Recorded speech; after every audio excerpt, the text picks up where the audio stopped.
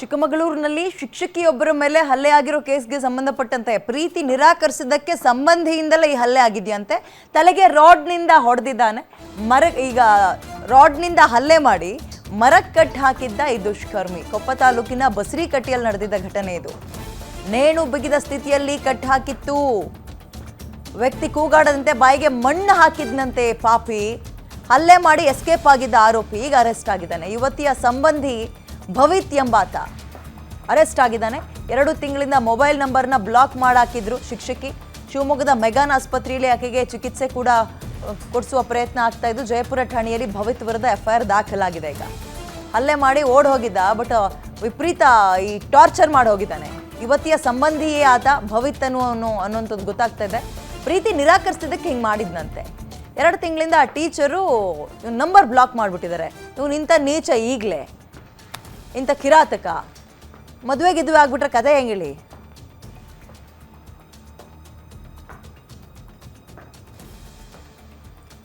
Okay, Koppa ತಾಲೂಕಿನ ಬಸರಿಕಟ್ಟಿಯಲ್ಲಿ ಘಟನೆ ಆಗಿತ್ತು.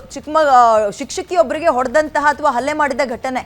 ಅದಕ್ಕೆ ಏನಪ್ಪಾ ಅಂದ್ರೆ ಪ್ರೀತಿಯೇ ಕಾರಣ ಅಂತ ಹೇಳಲಾಗ್ತಾ ಇದೆ. ಅವರ ಕುಟುಂಬದಲ್ಲೇ ಒಬ್ಬ ಭವಿತ್ ಎಂಬಂತಹ ವ್ಯಕ್ತಿ ಈಕೆ ಒಪ್ಕೊಳ್ಳಿಲ್ಲ, ನನ್ನ ಫೋನ್ ರಿಸೀವ್ ಮಾಡ್ತಾ ಇಲ್ಲ, ಬ್ಲಾಕ್ ಲಿಸ್ಟಿಗೆ ಹಾಕಿದಾಳೆ, ಇಂತಹ ಕೆಲ ಕಾರಣಗಳನ್ನು ಕೊಟ್ಟು ಮರಕ್ಕೆ ಕಟ್ ಹಾಕಿ ಬಾಯಿಗೆ ಮಣ್ಣು ತುರ್ಕಿದ್ನಂತೆ. ಇದೀಗ ಚಿಕ್ಕಮಗಳೂರಿನಲ್ಲಿ ಶಿಕ್ಷಕಿ ಮೇಲೆ ಹಲ್ಲೆ ಆಗಿದ್ದಂತಹ ಕೇಸ್ಗೆ ಸಂಬಂಧಪಟ್ಟಂತೆ ಫ್ಯಾಮಿಲಿ ಮ್ಯಾಟರ್ ಅನ್ನೋದು ಗೊತ್ತಾಗ್ತಾ ಇದೆ. ಈಗ ನೇಣು ಬಿಗಿದ ಸ್ಥಿತಿಯಲ್ಲಿ ಆಕೆ ಪತ್ತೆಯಾಗಿದ್ಲು.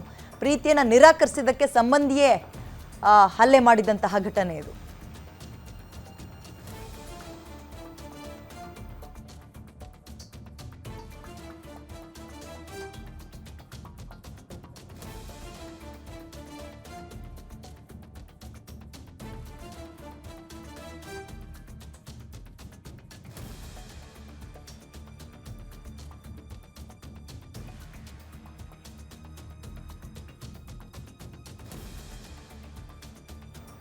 ಇವನೆಂಥ ಸೈಕೋಪಾತ್ ಅಂದರೆ ಅವ್ನು ಟಾರ್ಚರ್ ಕೊಡೋಕ್ಕೆ ಆಯ್ಕೆ ಮಾಡ್ಕೊಂಡಿರುವ ಮಾರ್ಗಗಳು ನೋಡಿ. ಆಕೆ ಕೂಗಾಡಬಾರದು ಅಂತ ಬಾಯಿಗೆ ಮಣ್ಣು ಹಾಕೋದು, ಮಣ್ಣು ತುರ್ಕಿರೋದು, ಈ ನೇಣು ಹಾಕ್ತಾರಲ್ಲ ಆ ಪರಿಸ್ಥಿತಿಯಲ್ಲಿ ಆಕೆ ಕಂಡು ಬಂದಿರೋದು. ಸರಿಯಾಗಿ ಹೊಡೆದಿದ್ದಾನೆ. ಭವಿತ್ ಅಂತ ಆಕೆಯ ರಿಲೇಷನ್ನೇ. ಅವರು ವೃತ್ತಿಯಲ್ಲಿ ಟೀಚರ್ ಆಗಿದ್ರು ಈ ಮೇಡಮ್ಮು. ಏನಕ್ಕಪ್ಪ ಅಂತ ಹೇಳಿದ್ರೆ ಪ್ರೀತಿ ಮಾಡ್ತಾ ಇದ್ದಂತೆ. ಇವನು ಇಂಥ ನೀಚ, ಇಂಥ ಸೈಕೋ, ಇವನ ಜೊತೆಗೆ ಯಾರು ಪ್ರೀತಿ ಮಾಡ್ತಾರೆ, ಯಾರ ಜೊತೆಲಿ ಇರ್ತಾರೆ? ಮಾತಾಡೋದೇ ದೊಡ್ಡ ವಿಚಾರ ಇಂಥವ್ರ ಹತ್ರ, ಇಂಥ ಮನಸ್ಥಿತಿ ಇರೋರ ಹತ್ರ. ಅದಕ್ಕೆ ಅವ ಮೇಡಮು ಬ್ಲಾಕ್ ಮಾಡಿ ಬಿಸಾಕ್ಬಿಟ್ಟಿದ್ದಾರೆ ಟೀಚರು. ಅದಕ್ಕೆ ಇವನು ಏನು ಮಾಡಿದ್ದಾನೆ, ಹಲ್ಲೆ ಮಾಡಿರುವ ರೀತಿ ಇದೆಯಲ್ಲ, ಎಂಥವ್ರಿಗೂ ಕೂಡ ಮೈ ಜುಮ್ ಅನ್ಸುತ್ತೆ.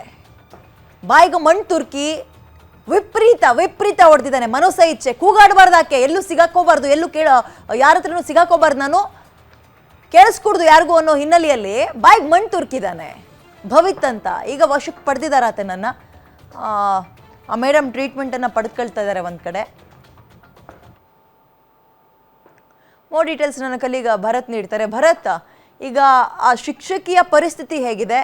ಎಲ್ಲಿ ಹೋಗಿದ್ದ ಅವನು? ಸೈಕೋನ್ ಅಂದರೆ ಮನಸ್ಥಿತಿ ಪ್ರಾಬ್ಲಮ್ಮಾ ಅಥವಾ ಏನು ಸಮಸ್ಯೆ ಒಂದು?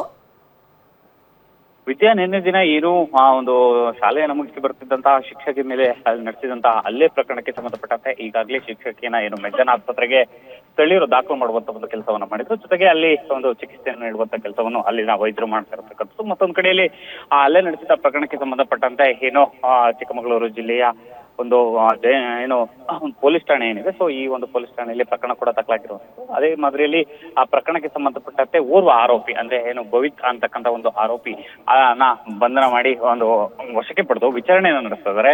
ಮತ್ತೊಂದು ಕಡೆಯಲ್ಲಿ ಆತನನ್ನ ವಶಕ್ಕೆ ಪಡೆದು ವಿಚಾರಣೆ ನಡೆಸ್ತಿರತಕ್ಕಂಥ ಪೊಲೀಸರಿಗೆ ಇದೀಗ ಪ್ರಾಥಮಿಕ ಹಂತವಾಗಿ ಆತ ಏನು ಹಲ್ಲೆ ನಡೆಸಿದಂತಹ ಆರೋಪಿ ಏನಿದ್ದಾನೆ, ಸೊ ಆತ ಆ ಶಿಕ್ಷಕಿಗೆ ಸಂಬಂಧಿಯಾಗಿದ್ದ ಅಂತಕ್ಕಂಥ ವಿಚಾರ ಕೂಡ ತಿಳಿದು ಬರ್ತಿದೆ. ಮತ್ತೊಂದು ಕಡೆಯಲ್ಲಿ ಈಗಾಗಲೇ ವಿಚಾರಣೆ ಮುಂದುವರಿಸಿರುವಂತಹ ಪೊಲೀಸರಿಗೆ ಆತ ಯಾಕಾಗಿ ಹಲ್ಲೆಯನ್ನ ನಡೆಸಿದ್ದ, ಮತ್ತೊಂದು ಕಡೆಯಲ್ಲಿ ಆತ ಅದೇ ಸ್ಥಳದಲ್ಲಿ ಒಂದು ಕೃತ್ಯವನ್ನ ಎಸಗಲು ಕಾರಣವೇನು ಅಂತಕ್ಕಂಥ ನಿಟ್ಟಿನಲ್ಲಿ ಇದೀಗ ವಿಚಾರಣೆಯನ್ನ ಮುಂದುವರಿಸಿರುವಂತದ್ದು. ವಿದ್ಯಾ, ಓಕೆ, ಧನ್ಯವಾದ ಡೀಟೇಲ್ಸ್ಗೆ.